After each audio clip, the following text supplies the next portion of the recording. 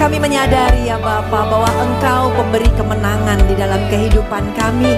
Namun sekalipun kami harus melewati kesesakan, Tuhan tidak pernah meninggalkan kami. Tuhan, sungguh kami bersyukur sepanjang minggu ini Tuhan sudah memelihara kehidupan kami dengan sangat sempurna. Mungkin di dalam minggu ini kami alami ada kejadian demi kejadian yang menyesakkan hati kami. Tetapi ya Bapa, kami tahu bahwa di dalam masa kesesakan pun Tuhan tetap campur tangan di dalamnya. Tuhan tetap memberikan kami kekuatan sehingga kami bisa terbang tinggi di atas setiap masalah kami. Sepanjang minggu ini kami pun melihat dan menyadari bahwa hidup kami dikejar oleh berkat-berkat-Nya Tuhan, oleh kasih karunia-Mu, oleh kemurahan hati-Mu ya Tuhan, sehingga hidup kami tidak berkekurangan, kami berkecukupan di dalam Engkau. Untuk itu kami naikkan ucapan syukur kami dan terima kasih kami. Kami tahu kami hanya mengandalkan Engkau saja. Terima kasih Tuhan. Dan sesaat lagi ya Bapa, setelah kami datang kepadamu membawa pujian dan penyembahan kami dengan hati yang tulus dan penuh dengan ucapan syukur, saat ini tiba bagi kami untuk belajar kebenaran firman Tuhan. Ya Bapa, telinga kami terbuka untuk mendengar, hati kami siap untuk menerima, dan hidup kami mau untuk diubahkan. Berbicaralah secara pribadi kepada hati demi hati di tempat ini ya Tuhan. Dan kami semua menantikan firman-Mu ya Bapa.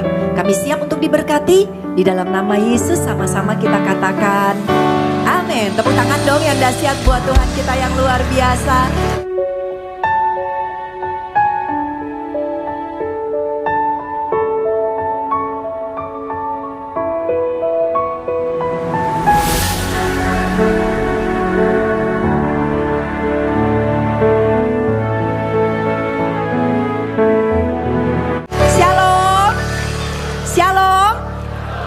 Damai sejahtera, silakan duduk saudara terkasih. Senang sekali hari ini saya bisa bertemu dengan saudara di tempat ini. Dan hari ini saudara, kita ada di bulan Juli. Dan di bulan Juli ini Pastor Michael juga sudah memberitahukan kepada kita semua bahwa tema di bulan ini adalah bagaimana kita bisa memiliki kehidupan doa yang kuat saudara ya.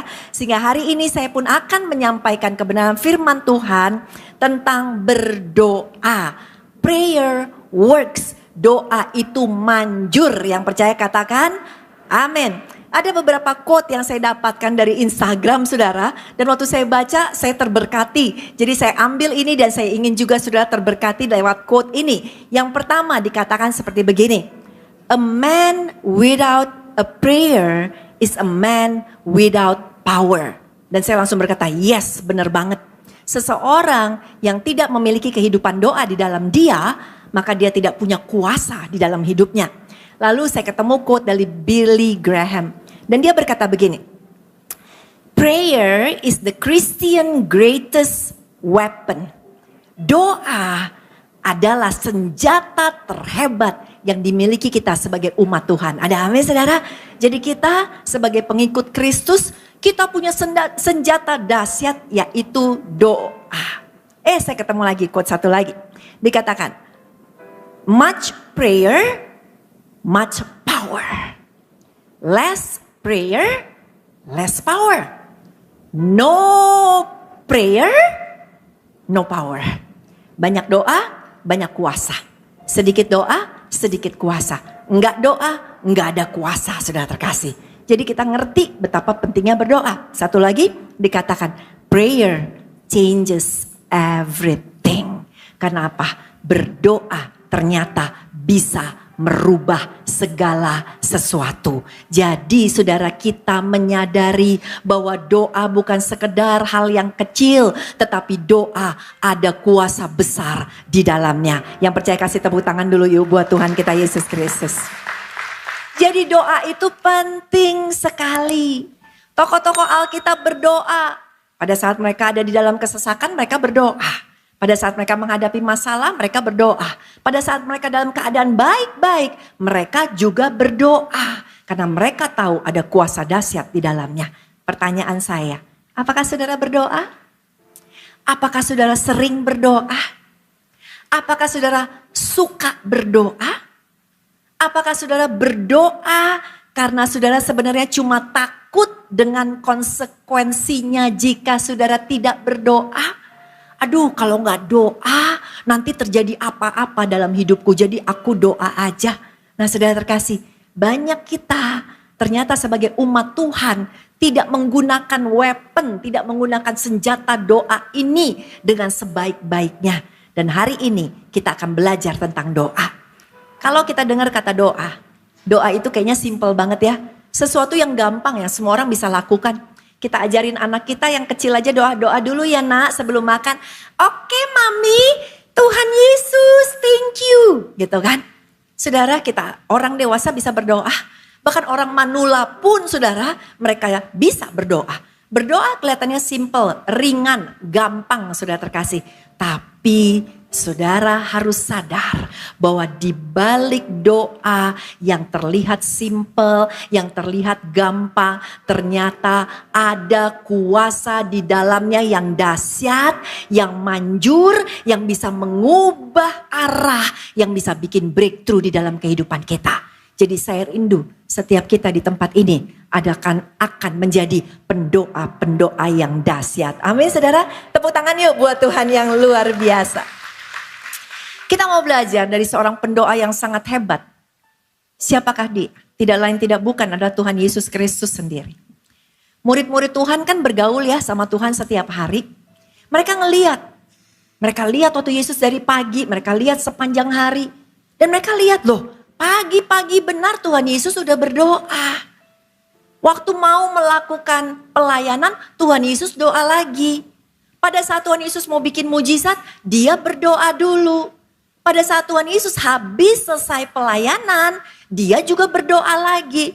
Jadi murid-murid terpesona melihat betapa Tuhan sangat mengasihi doa. Lifestyle-nya ada doa. Dan Tuhan terlihat begitu menikmati doa tersebut. Sehingga murid-murid sudah terkasih. Pada saat mereka melihat Tuhannya berdoa, mereka juga bisa melihat dan mengalami apa hasil dari doa yang dilakukan oleh Tuhan Yesus Kristus. Mereka melihat kesembuhan terjadi. Mereka melihat yang buta melihat, yang lumpuh berjalan. Mereka melihat bahkan yang mati bisa dibangkitkan. Mereka melihat pertobatan, mereka melihat breakthrough, mereka melihat perkara dahsyat terjadi setelah Tuhan Yesus berdoa. Sehingga akhirnya mereka berkata begini, Tuhan, kami juga mau dong memiliki apa yang Engkau miliki itu. Kami juga mau dong Tuhan punya gaya hidup berdoa seperti yang Tuhan inginkan.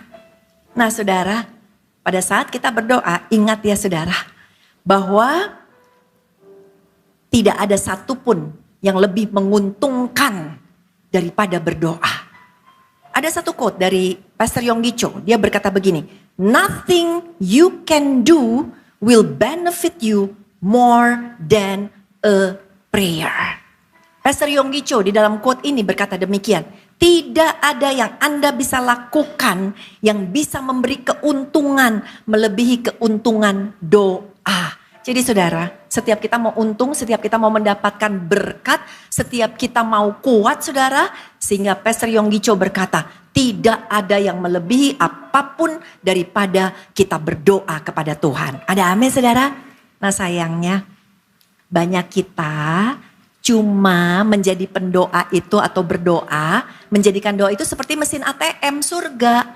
Kalau kita kurang baru doa, kita butuh baru doa. Atau dikatakan kita menjadikan doa itu seperti ban serep. Ban serep di dalam mobil gak kelihatan, diumpetin di bagasi, diumpetin atau di kolong bawah mobil. Begitu dibutuhkan baru tuh ban dikeluarin. Kita juga sama, jarang doa, saudara terkasih, males doa, begitu butuh kita baru doa. Tapi hari ini sama seperti murid Tuhan yang melihat Tuhan Yesus punya lifestyle doa dan berkata, Tuhan ajarkan kami dong berdoa. Kita pun mau berkata yang sama. Kita hari ini mau belajar bagaimana kita bisa menjadi pendoa-pendoa yang luar biasa. Dan Tuhan Yesus menjawab apa kepada muridnya? Oke, aku akan ajarin kamu untuk berdoa.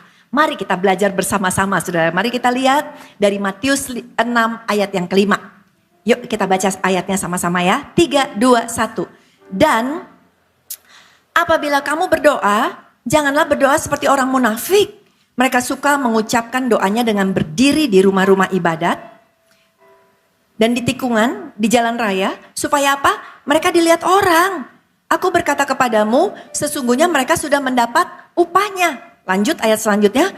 Tetapi jika engkau berdoa, masuklah ke dalam kamarmu. Tutuplah mata, berdoalah kepada Bapamu yang ada di tempat tersembunyi. Maka Bapamu yang melihat yang tersembunyi akan membalas kepadamu. Pelajaran pertama yang Tuhan berikan yaitu apa? Pada saat kita berdoa, cari tempat yang sunyi, cari tempat yang tersembunyi, hidden secret, hidden place atau secret place saudara terkasih. Kenapa? Supaya tujuan doa itu bukan buat pameran saudara, tetapi tujuan doa adalah koneksi dengan Tuhan. Ada amin? Bukannya kita gak boleh doa di mana aja, boleh silahkan. Tetapi membangun hubungan dengan Tuhan saudara, Tuhan yang tidak terlihat, Tuhan mau kita juga pergi ke tempat yang tidak terlihat. Saudara bisa cari tuh di kamar saudara, di kebun belakang, mungkin di tempat yang sepi. Saudara bisa datang ke sana, saudara terkasih. Kenapa? Karena tujuan utama yang Tuhan ajarkan pertama adalah bangun hubungan dengan Tuhan. Bangun kekuatan doa di tempat tersembunyi.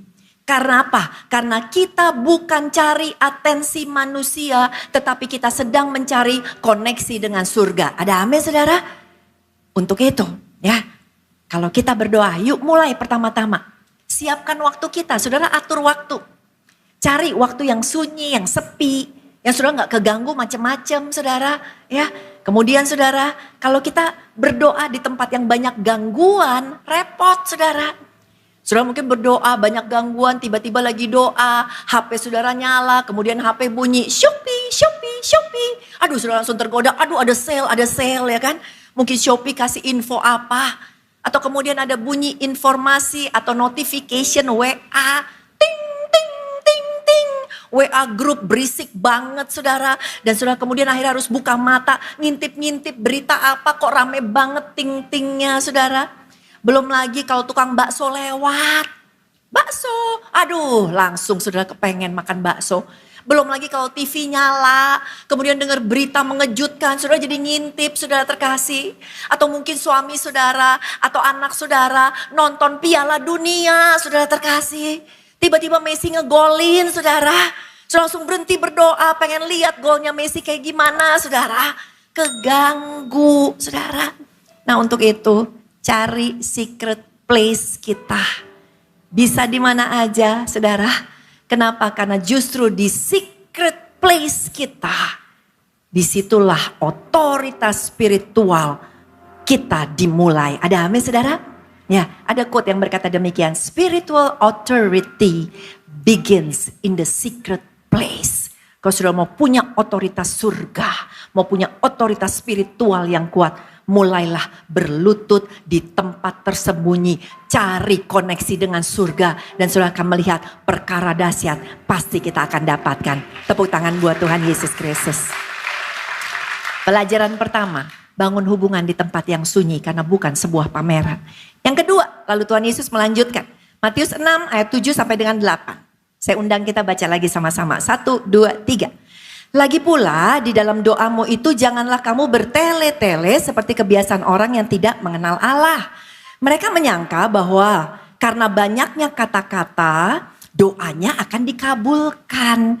Jadi janganlah kamu seperti mereka. Karena Bapamu mengetahui apa yang kamu perlukan sebelum kamu minta kepadanya. Yang kedua pelajaran yang kita dapatkan, Tuhan ngajarin kita jangan bertele-tele. Karena saudara, ukuran panjangnya berkata-kata atau indahnya sajak doa kita kepada Tuhan bukan faktor penentu atau syarat doa kita akan dijawab oleh Tuhan. Tuhan bisa dengar doa yang simpel Tuhan bisa dengar doa yang mungkin cuma sedikit, saudara terkasih, ya. Sehingga Tuhan bilang, udah jangan bertele-tele. Saya ingat dulu waktu zaman sekolah, kalau guru kasih ulangan essay, saudara terkasih, saya cuma bisa jawabannya segaris, gurunya kasih 1 lembar. Disuruh tulis jawabannya. Aduh saudara, saya mulai cari kata-kata indah, muter, sampai 1 kertas keisi semuanya. Ketika ujiannya dibagikan kembali, tetap aja dicoret sama gurunya. Kenapa? Karena dia tahu bukan isinya yang benar, cuma banyaknya kata-kata aja. Saudara, Tuhan kita tuh baik banget ya. Tuhan tahu kok kita gak harus berbicara pandai seperti pendoa syafaat, saudara terkasih. Kalau pendoa syafaat ya gak apa-apa. Mereka di menara doa, saudara, ya. Saya kalau pergi ke menara doa dari sejak kecil, anak-anak saya juga sering ikut waktu mereka belum sekolah, saudara. Dari anak-anak saya masih seger lari-larian, duduk, buka buku cerita, sampai mereka ketiduran, saudara. Pendoa syafaat tuh belum selesai berdoa, saudara.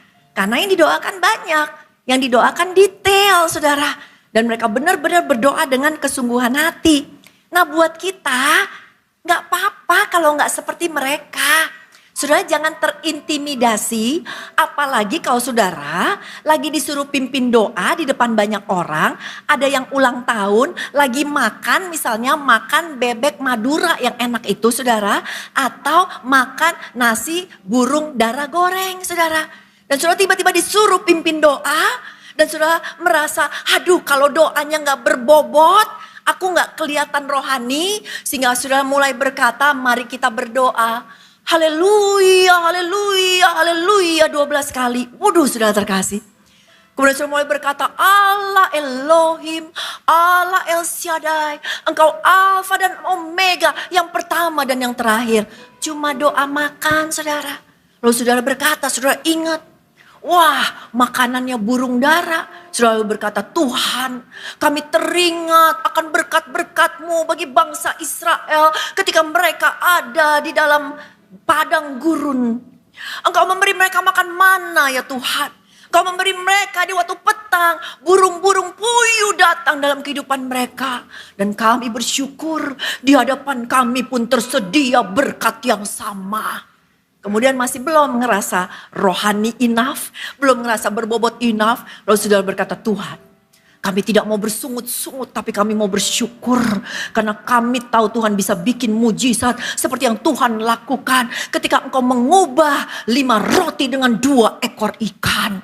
Akan ada sisa 12 bakul ya Tuhan. Sehingga kami bisa nambah dan kami bisa bungkus bawa pulang. Waduh saudara, doanya luar biasa saudara terkasih.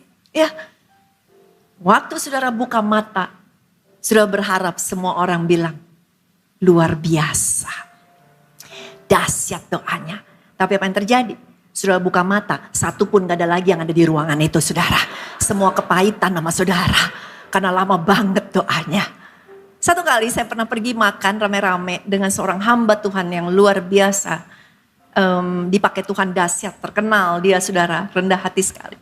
Dan kemudian saudara, tentu saja karena dia dituakan, sehingga waktu mau doa makan, semua orang bilang gini, Pak, Bapak aja yang pimpin. Wah, saya yang pimpin? Iya. Ya udah, ayo kita berdoa ya. Terus dia berdoanya gini, Tuhan Yesus, terima kasih untuk berkat ini kami mau makan. Amin. Udah saudara, 10 detik saudara terkasih. Kita udah siap terima urapan doa saudara. Nggak terjadi apa-apa istilahnya. Dia cuma mengucap syukur untuk makanan. Lalu dia bilang, kita semua udah Pak, udah. Ya kan mau makan katanya. Kita kan gak lagi syafaat ya kan. Tapi ucapan syukur dia atas makanan itu berkenan di hadapan Tuhan. Ada amin saudara. Jadi hari ini jangan takut saudara untuk bicara sama Tuhan apa adanya. Ya gak usah panjang-panjang saudara terkasih. Karena Tuhan bilang apa? Karena aku udah tahu apa yang engkau butuhkan sebelum engkau doakan. Saudara lagi mau doa, Tuhan udah tahu. Oh perlu duit kan? Perlu kesembuhan kan? Perlu jodoh kan? Tuhan udah tahu, oh perlu nih ada masalah di kantor kan, aku tahu. Nah saudara pertanyaannya, Kalau Tuhan tahu, kenapa kita harus berdoa? Lah kan Tuhan udah tahu. Jadi kita gak perlu berdoa pun Tuhan juga bisa mengabulkan atau memberikan apa yang kita butuhkan. Tujuannya, kenapa Tuhan tetap mau kita berdoa? Karena balik lagi, relationship saudara. Berhubungan selalu dengan Tuhan.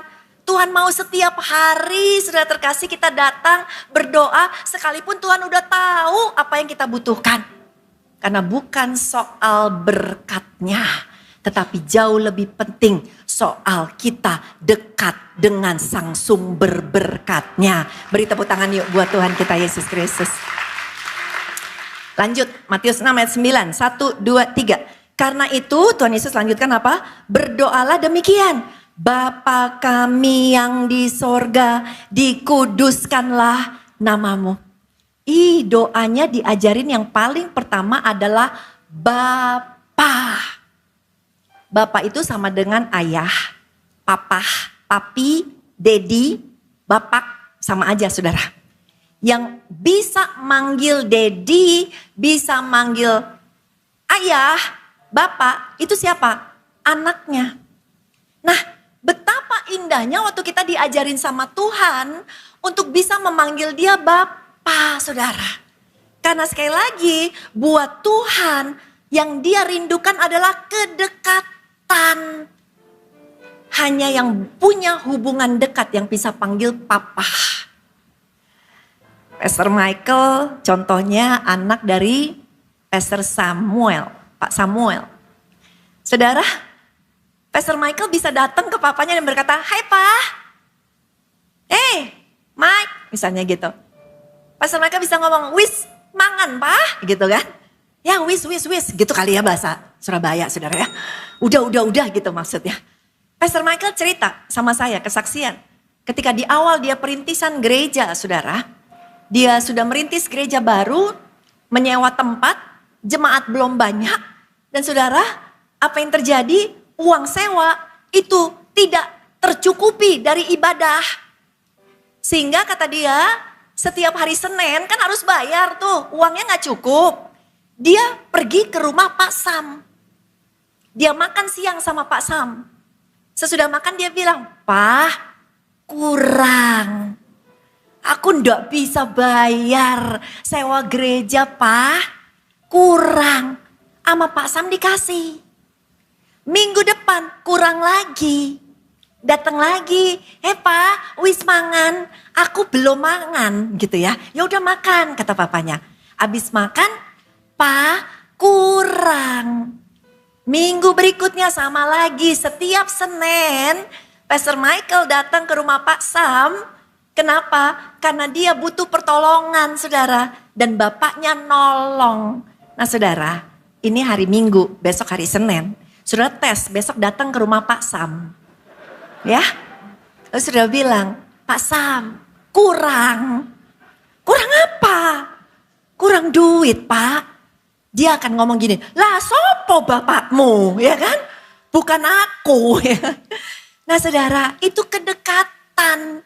Itu loh sedemikian Tuhan kepengen kita jadi dekat. Makanya dia mengadopsi kita jadi anaknya. Dan kita bisa manggil dia Bapa. Dan ingat ya saudara, Bapa juga pengen ngomong. Bukan cuma anak yang ngomong terus. Untuk itu saudara, waktu kita berdoa jangan pernah lupa baca Alkitab juga. Karena lewat Alkitab kita bisa dengar apa yang menjadi suaranya Tuhan. Pastor Yonggi Cho berkata demikian, prayer katanya, doa adalah sebuah dialog. Ya, bukan monolog.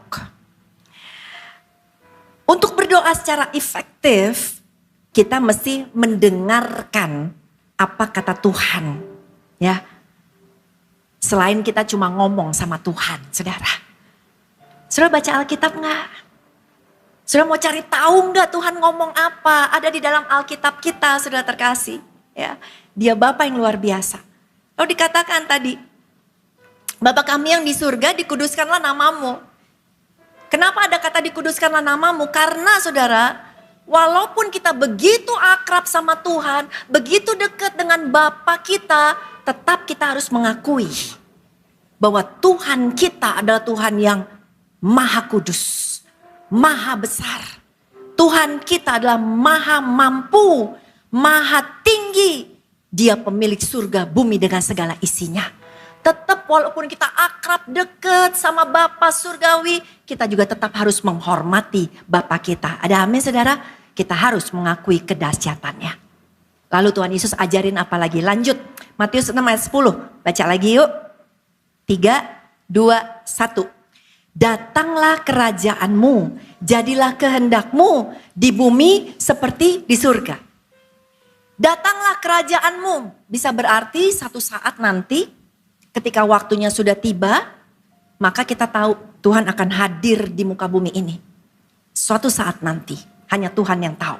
Tetapi saudara terkasih, sekarang gimana? Ternyata sekarang pun pada saat kita sudah terima Yesus di dalam kehidupan kita, kerajaan Allah, Tuhan sudah ada di dalam diri kita. Sehingga bukan kita menjadi pemilik diri kita, tetapi Tuhanlah yang menjadi pemilik diri kita. Tuhan yang punya kendali atas diri kita. Ada amin saudara? Sehingga kita harus berkata kalau engkau yang punya kendali, terjadilah sesuai dengan kehendak Tuhan. Makanya Tuhan Yesus di Taman Getsemani berdoanya juga begitu. Aduh kalau boleh, lalukan cawan ini daripadaku kalau boleh. Aduh besok enggak disalib. Tetapi terjadilah sesuai dengan kehendak Tuhan. Kita berdoa boleh, kita meminta boleh kepada Tuhan. Tuhan ajarkan kita untuk meminta. Tetapi kita tetap harus percaya yang pegang kendali adalah Tuhan kita. Ada amin saudara? Sehingga terjadilah sesuai dengan kehendak Tuhan. Ada seorang penginjil saudara dari Swedia.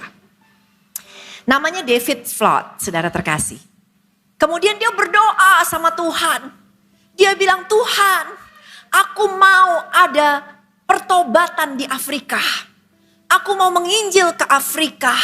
Aku mau Afrika for Jesus, kata dia. Saudara terkasih, dia datang ke Afrika bersama dengan istrinya dan putranya. Lalu dia mulai berkhotbah, mulai menginjil di desa di Afrika itu, saudara terkasih. Apa yang terjadi? Tidak ada satu orang pun yang bertobat. Kecuali cuma satu anak kecil laki-laki yang ngedengerin mereka tentang Yesus, saudara. Kemudian saudara, apa yang terjadi lagi? Istrinya hamil, anak kedua, istrinya melahirkan, istrinya kena malaria. Dan istrinya meninggal dunia. Anak yang lahir perempuan namanya Aina, sudah terkasih. Ya, dan si David, dia bilang, Tuhan, kan aku pengen lihat revival, gak terjadi revival. Aku pengen lihat Afrika bertobat, gak terjadi apa-apa. Sekarang malah istriku mati. Aku kecewa sama Tuhan. Dia marah sama Tuhan, saudara terkasih. Lalu apa yang terjadi? Dia kasih anaknya si Aina kepada temannya dia, penginjil lain. Dia pulang ke Swedia. Dia lupakan Tuhan. Dia mabok-mabokan. Dia gak mau ada urusan lagi sama Tuhan. Kenapa? Karena waktu dia berdoa supaya hal baik terjadi, kebalikannya yang tidak baik justru terjadi. Dia lupa bahwa sekalipun dia berdoa, bukan kehendak dia yang terjadi, tetapi biarlah kehendak Tuhan yang terjadi. Ada amin saudara? Mungkin terlihatnya kok begini sih Tuhan. Sama kan dengan saudara? Saudara berdoa minta A, kok yang terjadi malah B sih Tuhan? Saudara berdoa minta plus, kok yang terjadi malah minus sih Tuhan? Saudara berdoa minta pertobatan, yang terjadi suami kok gak bertobat, istri kok gak bertobat? Kok kebalikannya sih? Tapi saudara, apa yang terjadi selanjutnya? Ternyata ketika anaknya yang bernama Aina juga menginjil, anaknya juga melayani Tuhan. Satu kali anaknya mendengar berita di Afrika, anaknya udah gede ya, berarti udah kejadiannya berapa puluh tahun kemudian. Di Afrika ada seorang hamba Tuhan di sana yang mengadakan revival, yang terjadi revival di gerejanya. 600 orang langsung bertobat, saudara terkasih. Aina menyadari siapa pendeta ini. Tidak lain tidak bukan.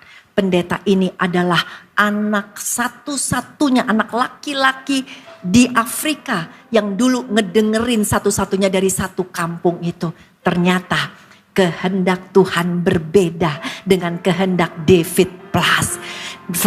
David berpikir, beri tepuk tangan dulu buat Tuhan kita Yesus Kristus.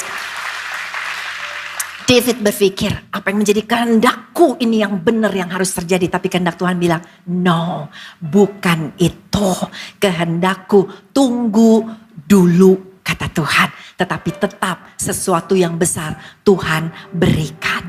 Bukankah kita juga sering begitu, saudara?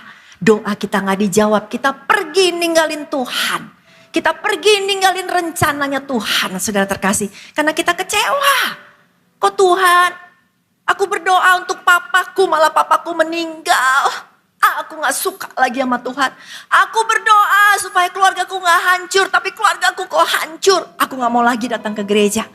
Tanpa kita menyadari, saudara terkasih, ya, ternyata Watchman Nee, seorang hamba Tuhan dahsyat, pernah berkata begini, saudara, di dalam quote-nya.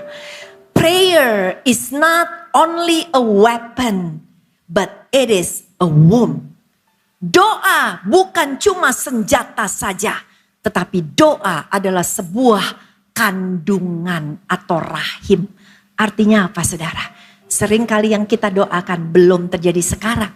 Yang namanya kandungan itu pasti butuh beberapa saat sampai kelahiran terjadi, saudara. Yang tadi David Flood, dia gak ngerti. Dia berdoa untuk revival Afrika. Dia berdoa kampung itu untuk bertobat. Tapi waktu dia berdoa, doanya baru masuk di dalam kandungan surga. Dan pada saat tepat waktunya, barulah doanya dijawab oleh Tuhan. Hari ini, saudara, mungkin doa saudara belum dijawab, tetapi ingat, doamu sedang ada di dalam kandungannya surga.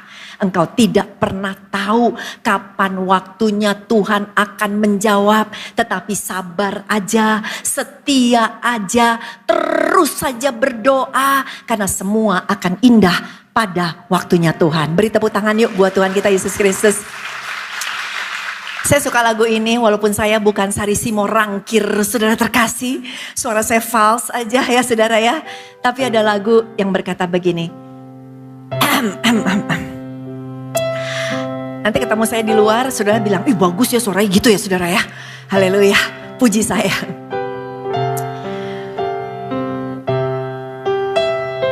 Nah, saya kalau diiringin, saya malah gak bisa Pak. Saya gak tahu kunci nada. Jadi kalau saya fales salah Bapak, ya. Canda. Yuk nyanyi sama-sama. Tak selalu Tuhan menjawab doa. Tuhan menjawab doa, namun Dia yang terbaik di waktu yang tepat. Izinkanlah bekerja yang mustahil menjadi mungkin oleh karena percaya. Penting nih saudara. Yesus mendengar lebih dari yang kudoakan. Penting lagi. Yesus menjawab lebih dari yang kuharapkan. Terus di waktu yang tepat ku kan melihat Dia jadikan semua. Tepuk tangan dong buat Tuhan. Di waktu yang tepat kita akan melihat semuanya terjadi. Sekali lagi, doamu sedang ada di dalam kandungan surga. Jadi hari ini saudara yang masih terus berdoa untuk suamimu yang belum bertobat, teruslah berdoa. Saudara yang mau berdoa juga mungkin untuk orang-orang yang ada di dalam keluarga besarmu, teruslah berdoa. Yang belum sembuh, teruslah berdoa. Yang belum lihat terobosan, teruslah berdoa. Karena tepat di waktu Tuhan, Dia akan jadikan semuanya. Ada amin saudara? Beri tepuk tangan sekali lagi yuk buat Tuhan Yesus Kristus. Datanglah kerajaanmu, jadilah kehendakmu di bumi seperti di surga. Ada apa di surga saudara? Ada kesembuhan, ada sukacita, ada breakthrough, ada kecukupan, ada kelimpahan, ada pertobatan. Di surga ada kemenangan, saudara terkasih. Dan Tuhan ngajarin kita, terjadilah di bumi seperti di surga. Berarti dengarkan saudara, doa kita sedang menarik kuasa surga untuk terjadi di dalam hidup ini. Ada amin saudara? Waktu kita berdoa untuk kesembuhan, kesembuhan ada di surga. Kita sedang menarik kesembuhan terjadi pada orang yang lagi sakit. Pada saat saudara berdoa untuk keluargamu yang berantakan, hancur, saudara berdoa menarik kuasa surga supaya pemulihan terjadi di dalam kehidupan keluargamu, saudara terkasih. Kita sedang mengundang campur tangan surga terjadi di dalam kehidupan kita. Amin saudara. Di surga ada apa lagi? Ada mujizat. Doa. Saya baru ngalamin mujizat minggu kemarin. Mau tahu mujizatnya? Argentina lawan Mesir, saudara, udah kalah 2-0. Udah masuk babak kedua, babak kedua udah mau habis, ya kan? Saya berdoa, saudara. Tuhan tolong Messi. Tuhan tolong, apalagi Messi sempat gagal penalti, ya kan? Tuhan tolong Argentina. Saudara, ternyata bukan cuma saya yang berdoa, saya rasa setengah dunia juga berdoa, saudara. Dan benar-benar di ujung babak kedua, di menit keberapa sih? 7 berapa? Ada yang tahu?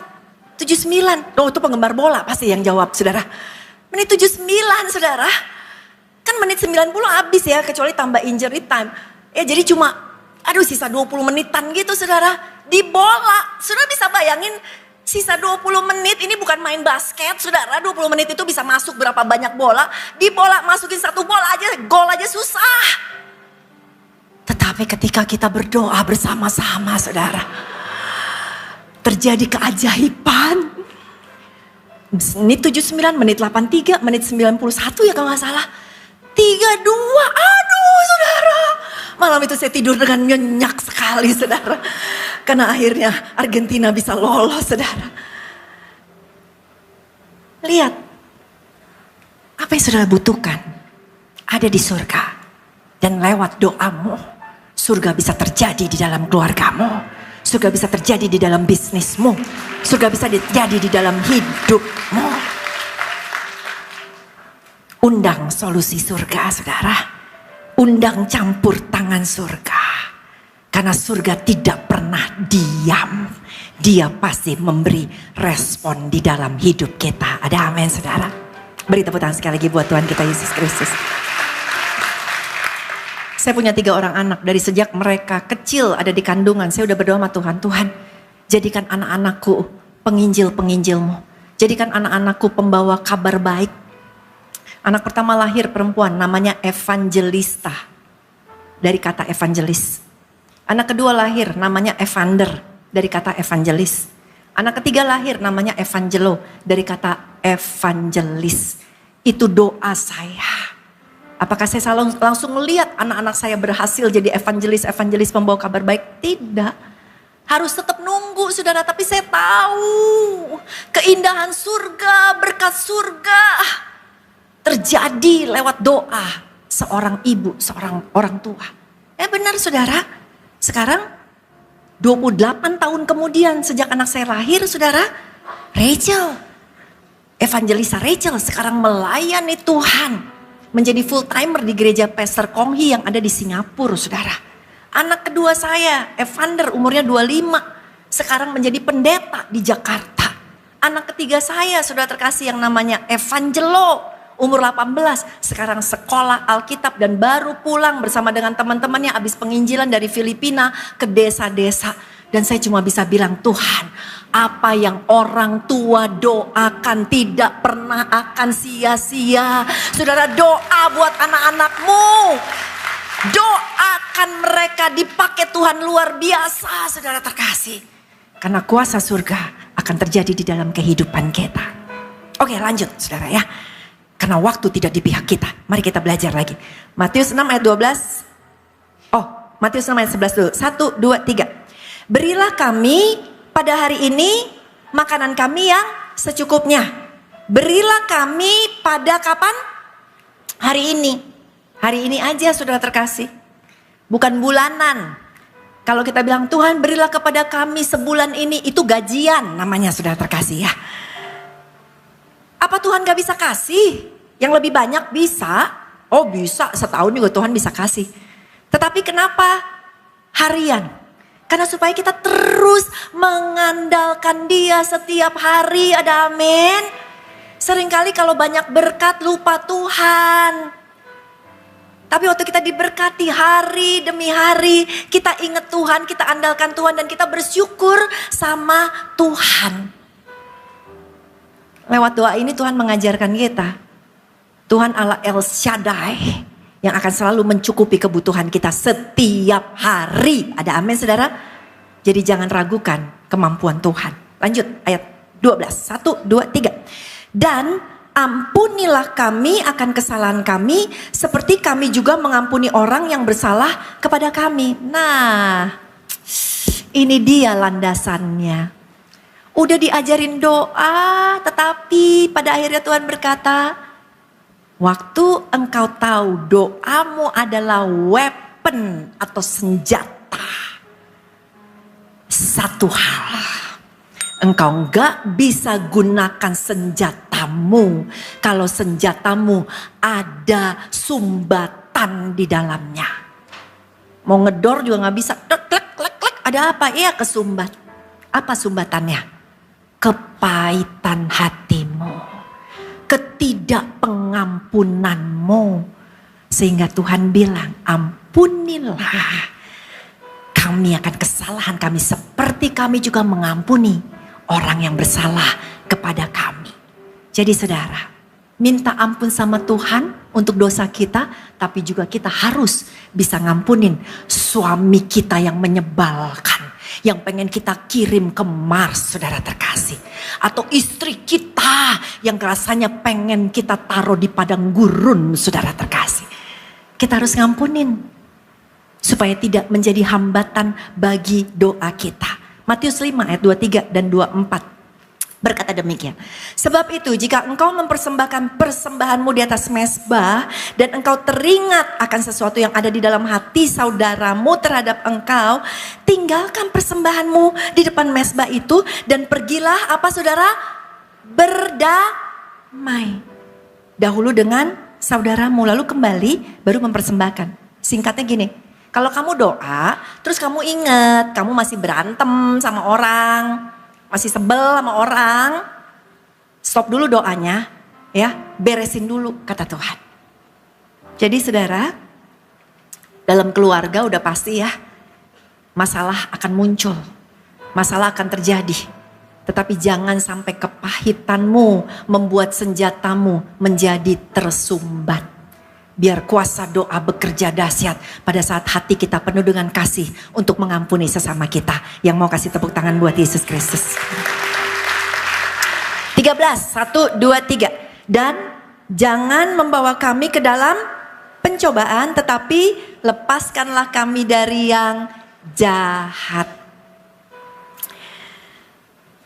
Jangan bawa kami ke dalam pencobaan. Aduh saudara.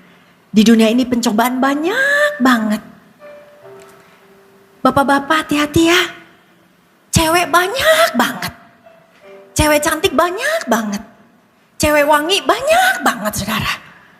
Cewek seksi banyak banget. Ibu-ibu doain suaminya. Waktu dia keluar rumah doain gini. Tuhan butakan mata suamiku. Ya kan. Dari perempuan-perempuan maksudnya.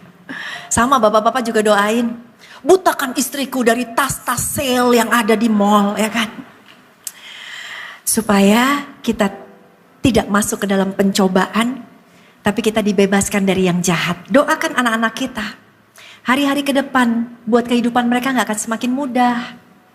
Kita lihat ya kemajuan teknologi, kejahatan lewat teknologi. pornografi lewat teknologi. Mereka selalu ada di depan HP mereka, saudara terkasih. Kita gak pernah tahu apa yang masuk di dalam HP mereka, yang mereka lihat dengan mata mereka, yang mereka dengar dengan telinga mereka, yang masuk di dalam pikiran mereka. Mama, papa, doa buat anak-anak supaya mereka dilindungi oleh Tuhan. Ada amin, saudara? Untuk itu, sebagai penutup, jadilah doa sebagai gaya hidup kita. Saudara harus mengasihi Tuhan lewat doa, bangun hubungan lewat doa. Karena apa? Karena peperangan kita bukan melawan darah dan daging, tapi melawan roh-roh jahat di udara. Untuk itu, fight your family on your knees. There is no weapon like prayer.